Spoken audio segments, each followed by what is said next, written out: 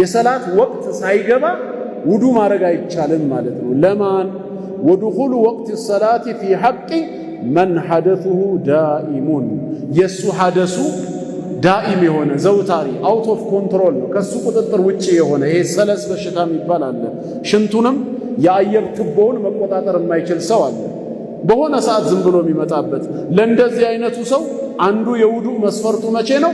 ሰላቱ ወቅቱ ከገባ በኋላ በብቻው የሚሰግድ ከሆነ ወይም ደግሞ ኢቃም ሊባል ሲል በጀማዓ የሚሰግድ ከሆነ ኢቃም ሊባል ሲል ቶሎ ውዱእ አድርጎ ይግባ ነው። ለምን በቀጣዩ ባለው ደግሞ ምን ይሆናል ማለት ነው? ቢያንስ ሰላቱን ሰግዶ በጧሃራ ይጨርሳል። ድንገት ውዱእ ካረገ በኋላ እየገባ ወይ ሰላት ላይ እያለ ያ አየር ቢያመልጠው ወይ ሽንቱ ቢወጣው ችግር የለውም። በቃ ሰላቱን መስገድ አለበት ነው። ባይሆን የዚህ ሰው ውዱእ መቼ ነው? ወቅቱ ከገባ በኋላ ነው። ጠዋት 4 ሰዓት 5 ሰዓት ላይ ውዱእ አድርጎ ዙሁር እሰግዳለሁ ማለት የለበትም። ለምን? ከራሱ ቁጥጥር ውጪ ነው ያ ነገር። ሰላቱ ወቅቱ ሲገባ የሚለው ነው።